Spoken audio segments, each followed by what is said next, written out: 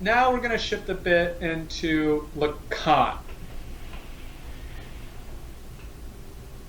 If you go back to this graph right here, that lost connection, repression and the return of the repressed happen for Freud via two psychological mechanisms, condescension and displacement.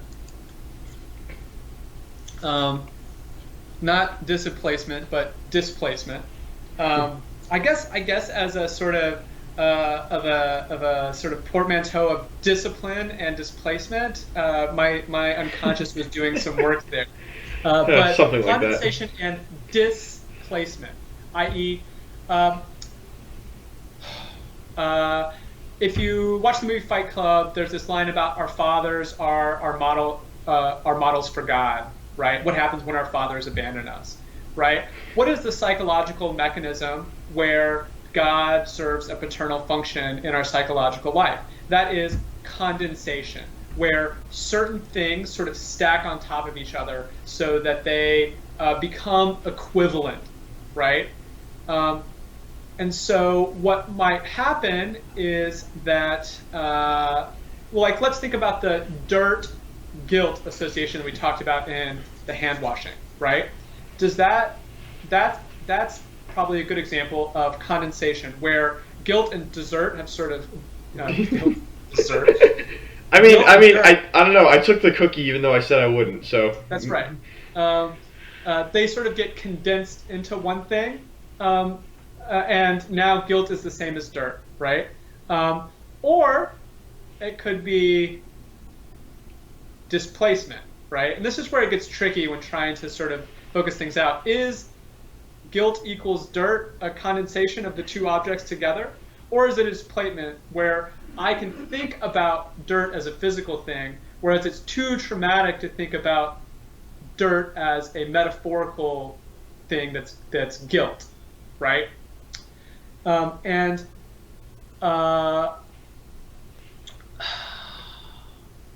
me try and think of a good example from Freud of displacement. It's often, it might be something like displacement. All right. Cool. So just to be clear, so when I think of displacement, I think of like water sort of like being displaced. Like, so if we think of it as just like, it's more like if we think of traumatic moments as like displacement, just like because of like my physics class when we talked about that. Maybe it was my physics class. I don't know. I didn't do well in that class in high school. But if we think about like the sort of water flowing around an object, if the water is a sort of traumatic moment, whatever object is displacing the water is what we end up fixating on to avoid all the water that's surrounding that moment. Yeah, the metaphor's not great. I'm trying to do something here. It's not a bad thing, though. Find whatever metaphor helps you think about it, right? But yeah, I think it's that movement, that lateral movement from one thing to another, that really sort of characterizes it, right?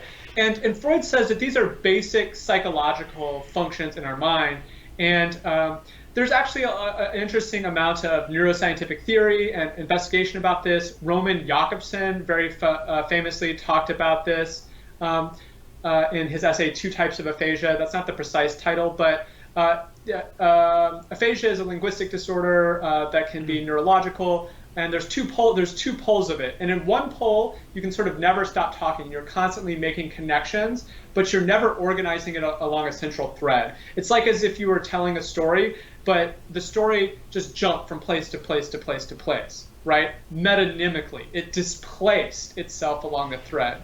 Whereas there's another type of aphasia where you tend to condense words together such that it's really hard to start talking because all words sort of come to have the same thing. They're metaphorically attached to each other. And you can actually read about the way these actual clinical patients manifested these, and they learn about a lot of this stuff from brain injuries, right? Somebody has an industrial accident and gets a spike through their skull and stuff like that, or has a brain tumor or something like that. And what it demonstrates is that there are these basic ways our mind makes sense of the world that aren't our sort of traditional P implies Q, algebraic notions of rationality, right? Okay, so Lacan comes along really actually pretty soon after Freud, right? And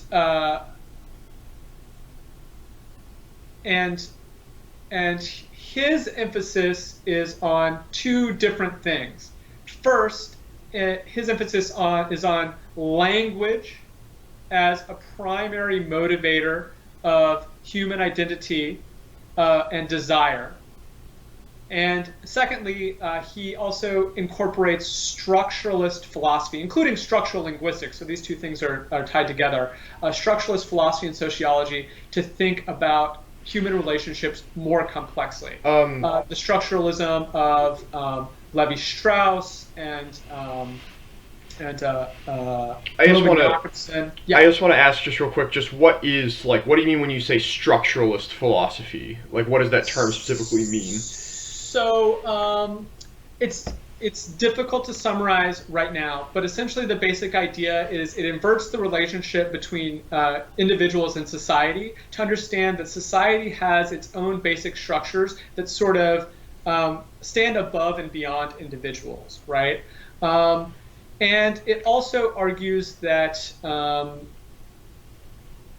these basic structures and patterns are sort of go throughout a society. Linguistic structuralism focuses on the way that language works in the brain, and that it's got particular, and in culture, and that it's got particular structures that it seems to almost always follow, right? And in a certain sense, structuralism was a universalism that was trying to say that there were these basic patterns in human cultures, but it was also a sort of like anti-universalism. Claude Levi-Strauss, in his famous book, The Savage Mind, that title is actually a deeply sort of satirical title because he's basically arguing the opposite, which is that the elevation of the civilized over the savage is overly simplistic and imperialist misreading of the way that other cultures work. That there is no binary between civilized and savage, where there's a hierarchy of cultures.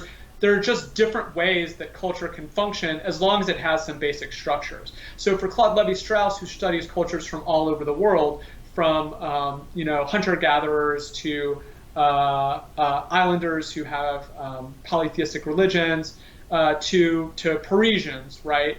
All of those cultures are sort of on the same level. Even if they exhibit some universal characteristics, you find them just as much in any functional culture as you do in, Paris, right? And the anti-universal universalism of structuralism was to de-emphasize the sort of Western individualism and the hierarchy of civilizations that had emerged out of that humanist sort of Enlightenment philosophy. Okay, so structuralism. For our point, psychological structures are a form of structuralism. In particular, Lacan adds linguistic structuralism, and he relocates Freud's condensation and displacement as the linguistic structures of metaphor and metonymy, which are also tied to Roman Jakobson's studies of these two types of aphasia and other sort of clinical, psychological, neuroscientific studies as well.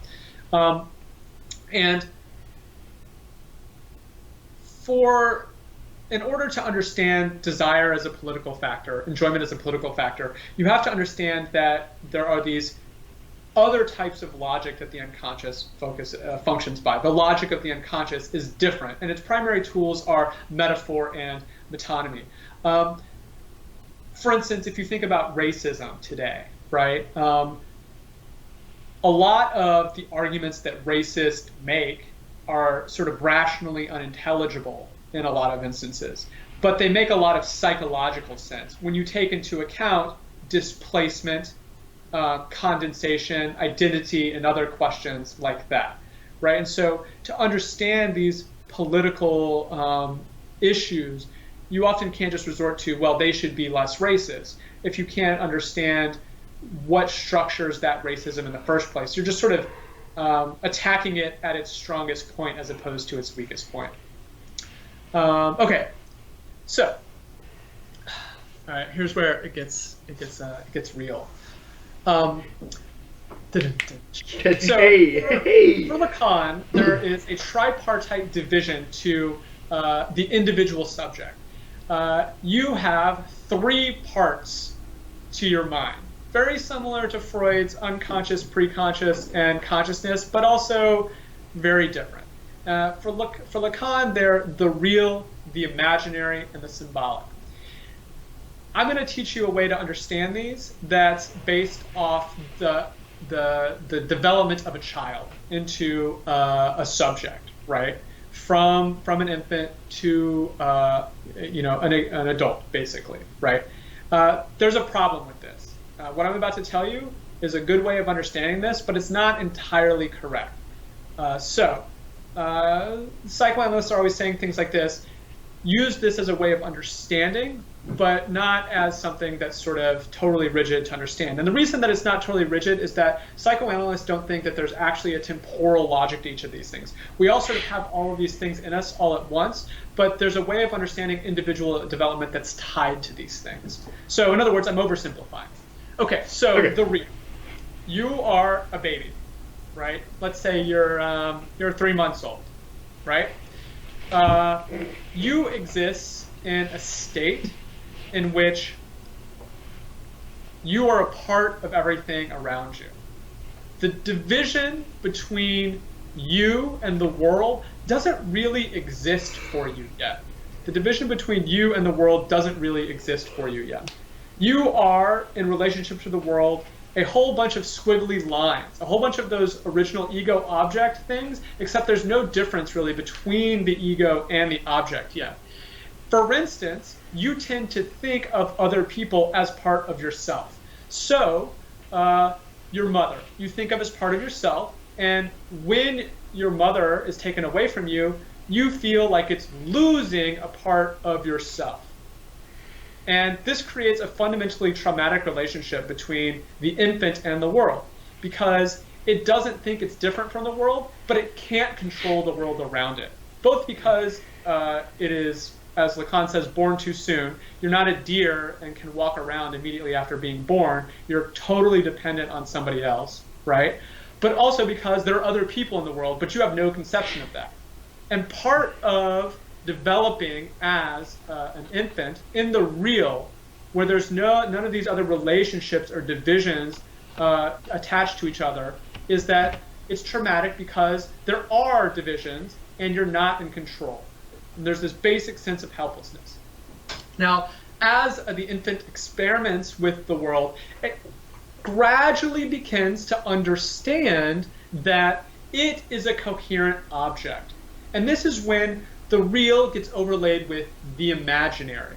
The imaginary is the famous Lacanian mirror stage, is when you enter the imaginary. When the child looks at the mirror when it's very small, it just sees a bunch of squiggles. It's more just extension of the world. But there's a certain moment in the psychological development of a child where it recognizes the image in the mirror as itself.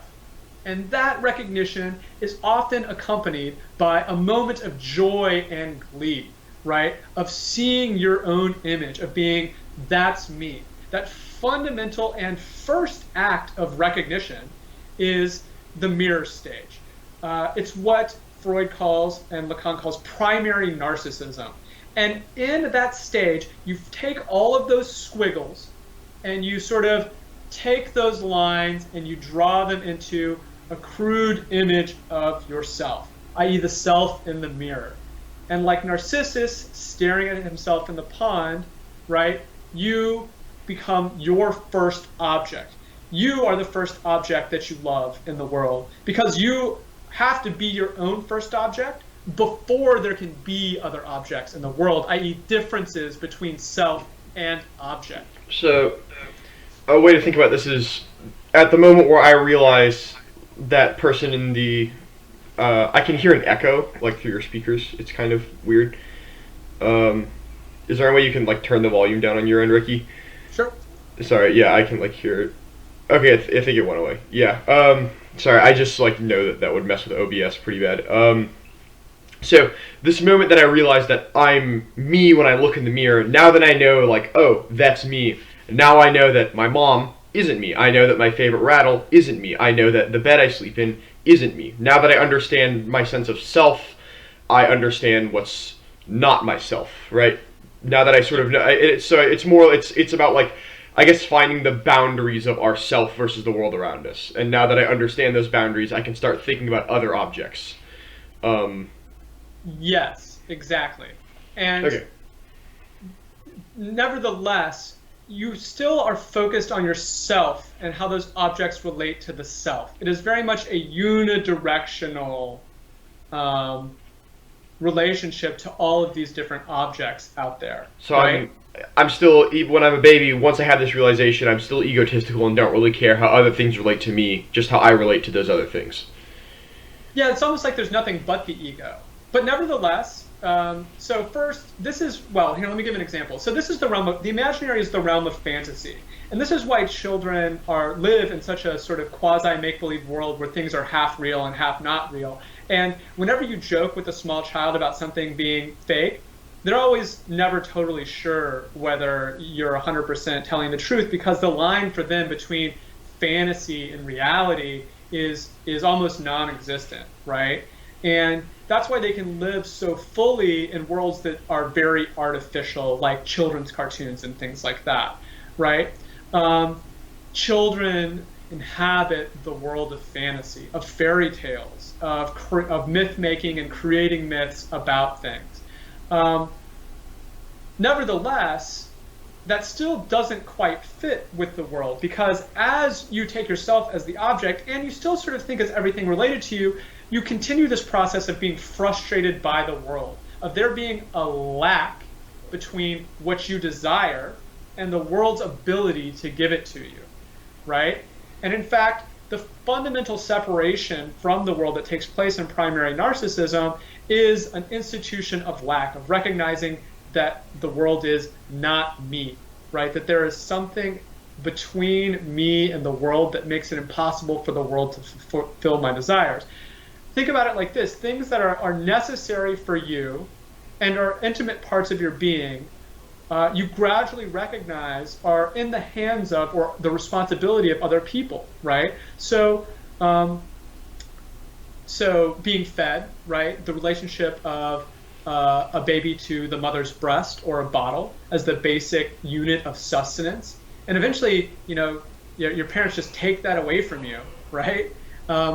The inability to have access to your primary caregiver at all times, right?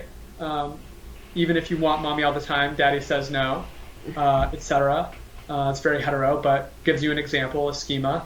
But then there's like some more complicated ones, like being able to see, right? Think about peekaboo with children, right?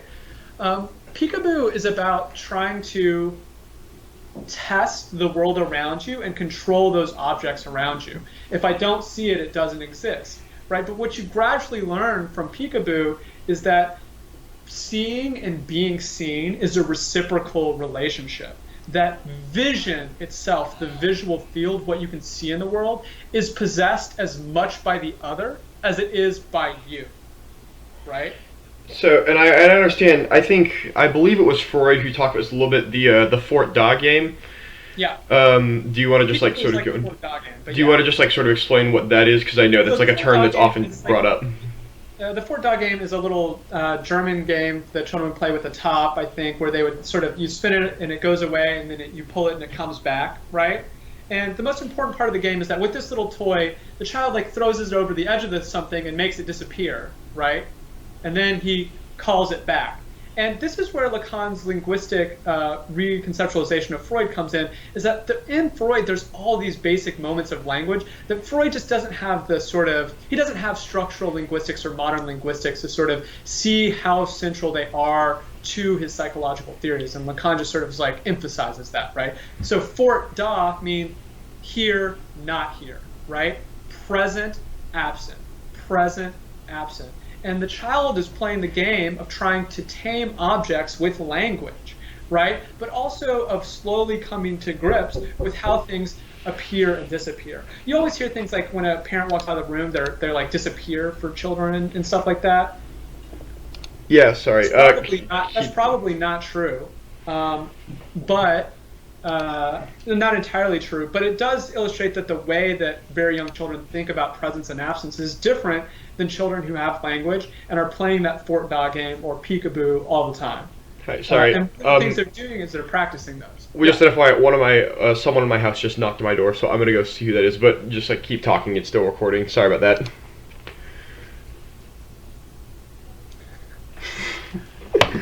Awesome. So the children play this game, and what they're gradually realizing is that they're not in control of their relationship to the external world, and moreover, things that are very intimate to their sense of themselves, right? The way they picture the world, language, because you're not in control of language. The voice of the other is something that can enter your head without you giving permission to it, right? And that's so the voice is a good example of something that Lacan emphasizes that makes a lot of sense, right? You can't shut people out of your ears the same way you can with your eyes, right? We sort of have these technological prostheses where we can shut out other people, but nevertheless, we can't 100% control what comes through the headphones, as it were, as I think we all know. And so you come to recognize that there are other people in the world, and that other people prevent you from having everything that you desire, and also that they are themselves egos, right?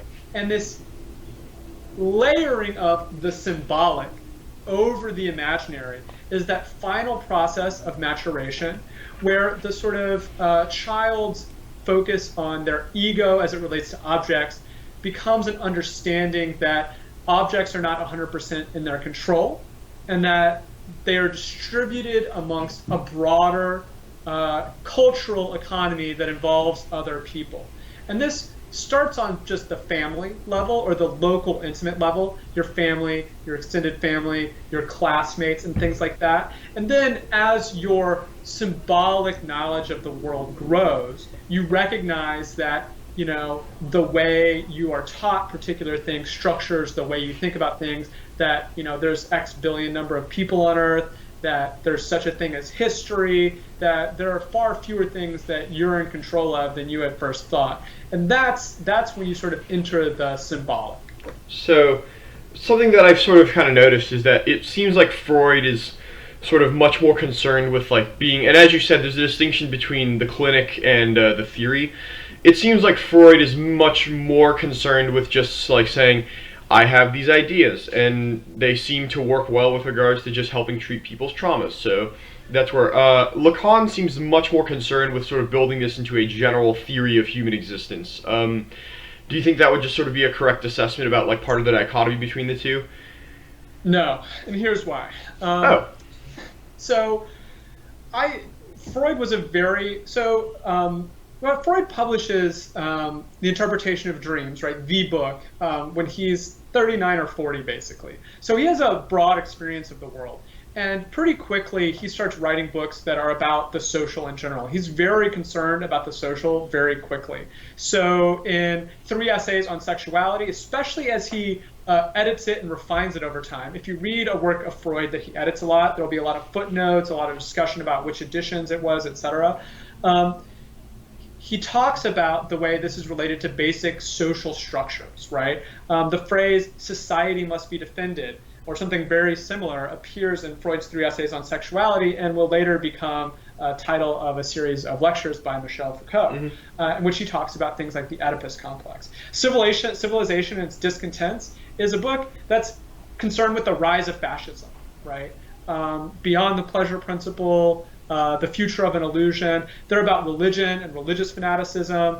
Beyond the Pleasure Principle is about the death drive in human affairs. You know, Freud has a correspondence with Einstein. They talk about war and stuff like that. I didn't know that. That is new information to me. Yeah, I'm almost 100% sure. There's a couple of letters that are very interesting, unless I'm misremembering. Whatever. Go check and see if it's true. And so I don't think that either of them are less concerned with the social, because part of their argument is that you can only understand the social if you understand the elements of the social, and in particular the human element, i.e. the psychological element for them. And that they have a lot of criticism of politics and political questions just based on the fact that they think people misunderstand the psyche. So Freud at one point says, socialism would probably be good, but we have to understand the human psyche to get there. And the Marxists never forgave him for that. Well, except for Savoy. Yes, of course, of course. So let's talk about one last schema about the real, the imaginary, and the symbolic. We've talked about how it reflects the development of the psychological history of the individual, but we can also think about it in another sense, about how it relates to our understanding of the world and the Lacanian insistence on the fundamental lack at the heart of human desire and human politics.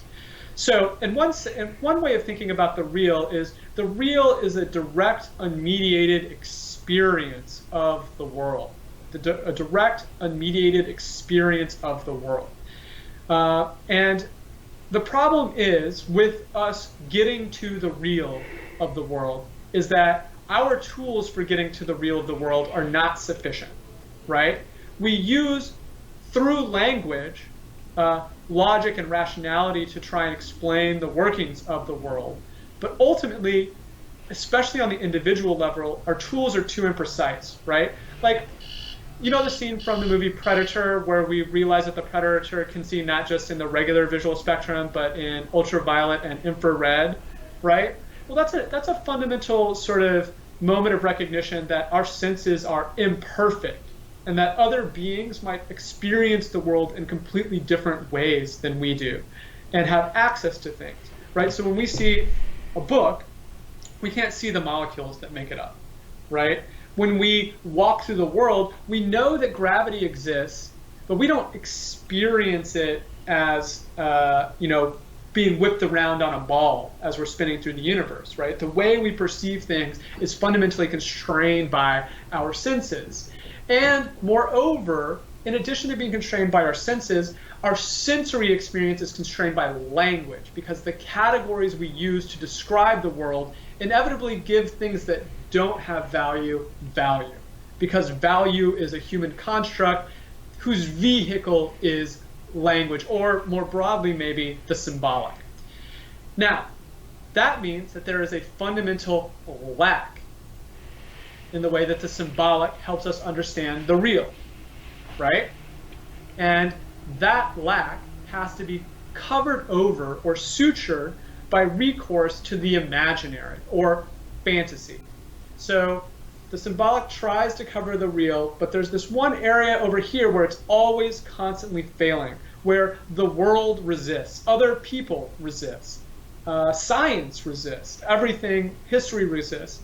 And in order to shore up our symbolic understanding of the world, we create fantasies that help explain that lack. And in fact, this is a fundamental aspect of who we are. If inevitably our understanding of the world is going to be imperfect, fantasy is inevitable. Political fantasies are inevitable. The question is merely how we relate to the way that we make sense of the lack in the symbolic, or the gaps in the political order. And so when a Lacanian political theorist talks about traversing the fantasy, that's why they're not saying do away with the fantasy, because that assumes that you could collapse the real and the symbolic, and that's not possible. You can't get to perfect understanding of the world. You can only recognize the imperfection of that understanding and traverse the fantasies, so the fantasy that animates your understanding of the lack and the social is not one that, does bad things like fascism.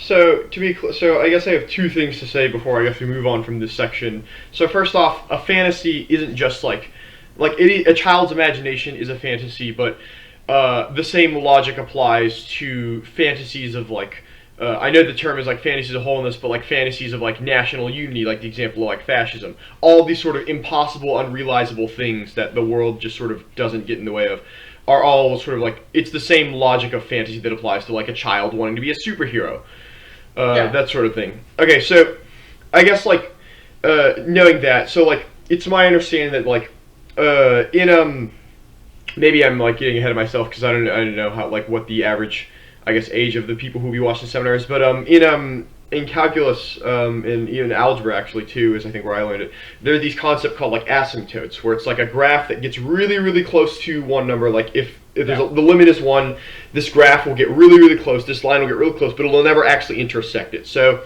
if we understand that limit being the real, like so like the x, if the limit is the x-axis, the symbolic is like a line that gets really close to it, but never quite touches it. And that gap between the two, could that be understood as the lack, and we use the imaginary to sort of try and patch that gap?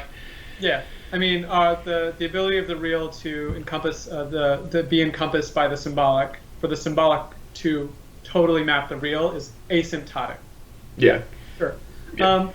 Does it always get really close? I don't know about that, right? But this goes back to like to Levi-Strauss and structuralism, right? Part of the critique that Levi-Strauss and the anthropological structuralists had about the hierarchy of civilizations is that they thought that you could actually figure out what the actual best civilization was, right? But that's just a fantasy that papers over the fact that there's the myth of the sun never sets on the British Empire, those sort of nationalist fantasies. And what happens is that when those fantasies were imperfect, one of the basic political functions is that structural imperfection gets displaced onto individuals or groups, and scapegoating occurs.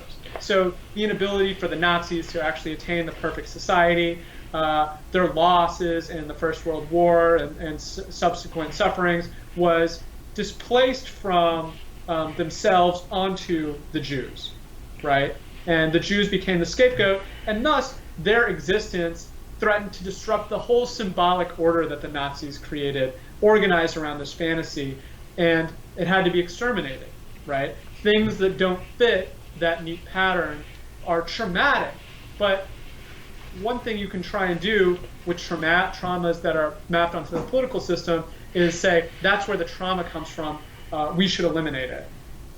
So to be clear, it's not that like, to be clear, going back to our example of like the cookie and you explaining stuff after the fact, there's no basis in reality, not in the sense of the real, but there's just like no basis for any of this objectively, but rather it is all explanations given after the fact for when our sort of fantasies and do not line up with our experience of the world. Yeah, I mean maybe. So like let's say it this way: we need to invert our understanding of the relationship between our psychological depth and our conscious mastery of it, to recognize that we are far less in control than we are. Psychoanalysis generally doesn't go the final step and say we're not in control at all. Although there are some psychoanalysts that do say that, and there are also some philosophers who go that route too. It's not so much of saying that consciousness has nothing to do with it, or reason or logic has nothing to do with it, but that we need to invert the priority we give to reason and unreason, so that we recognize that we are deeply, maybe even primarily motivated by things that we're not entirely in control of, and only understand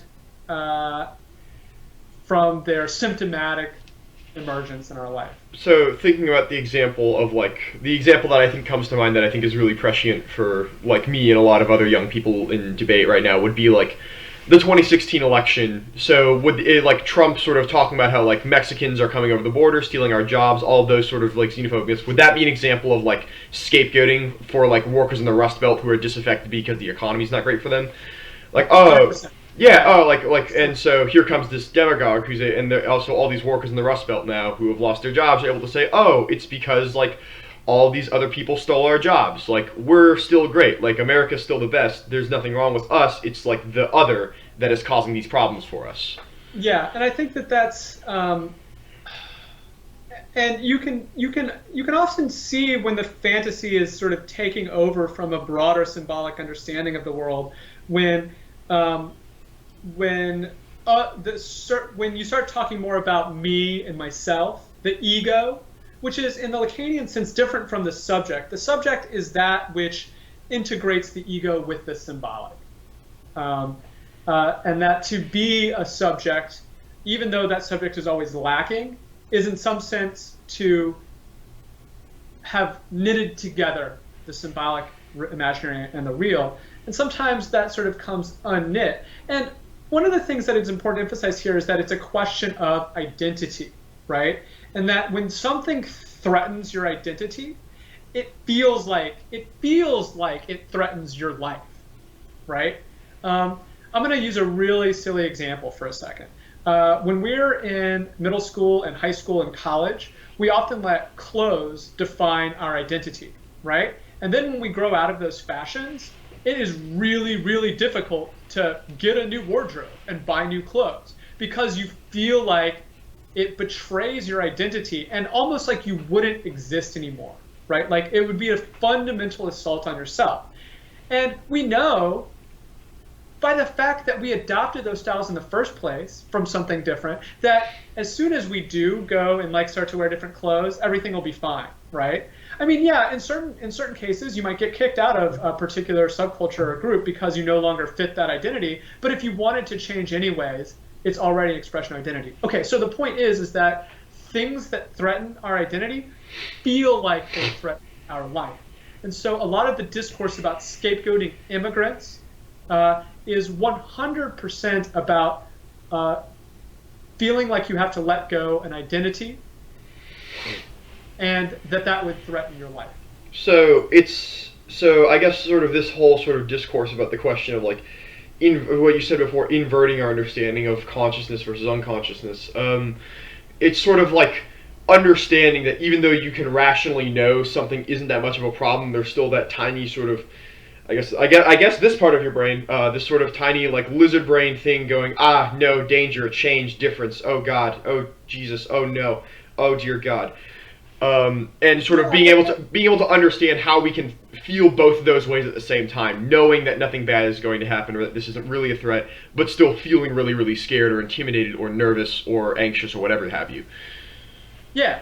And I think I mean, when you think about psychoanalysis as a clinical practice, right, it actually is very elucidating because one of the things that you're doing there is you're creating a space in the abstract sense where some sort of transformation can take place, a transformation that's by definition threatening. And trauma is tied to identity, right? Things that are truly traumatic are things that threaten our fundamental notion of who we are as a person. And so dealing with trauma is never easy, precisely because changes in identity are changes to your sense of self. And in a way, it should be like that because who you are is also, by definition, about the morals and value systems that you embrace. And some people think that those are universal and inevitable. I think that psychoanalysis, for the most part, says that these are human constructs. But just because they're constructed doesn't mean that we can get rid of them, right? Value is the grammar of our existence. What we believe in structures what we do. There's constantly 1,000 value choices we make every day. Now, that might be arbitrary, but people who say things like, well, values are arbitrary, I can just do whatever I want, never have to worry about it, they're just living a different value system that's unacknowledged, right? And psychoanalysis is in a way about acknowledging those value systems. And when you do have an identity change, you do have to rethink what your values are and what's important to you.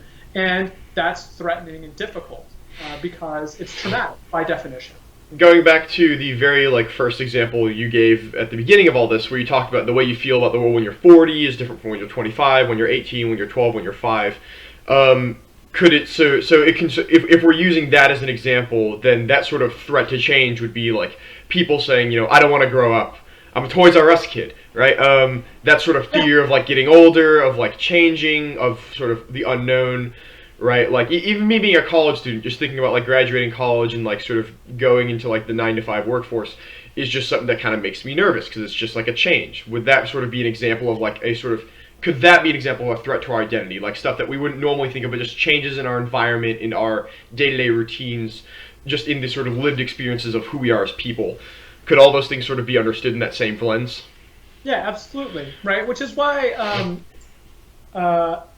at the same time, we can also create cultural institutions that obviate that. And in fact, college is a good example because college, in a way, is a cultural institution that's almost designed step by step to facilitate that change and break you out of an old mold and ease you into a new one, right? And in lots of different ways. You're put in a professional setting. You have to deal with authority figures on the level of your all adults here. You have to follow set schedules. You have to plan for yourself. You have to budget for yourself, right? It's like, I'm not very fond of discourse about adulting, right? I think that everybody takes care of themselves, and this infantilization of the self is probably not positive most of the time because people are just negating the hard work they do to live every day. But okay, that's neither here nor there. College is a workshop in adulting. Right, and that's one of the reasons that it's so hard for some people is not the classes. There are really smart people who need that space of transformation because that stuff is hard and also threatening to your identity because along with it comes a lot of anxiety. And maybe that's a good thing because maybe college is something that's programming us to participate and transition into a system that maybe we should question and think more of. And think more deeply about. Like, should we accept the very neoliberal capitalist orientation of a lot of collegiate training?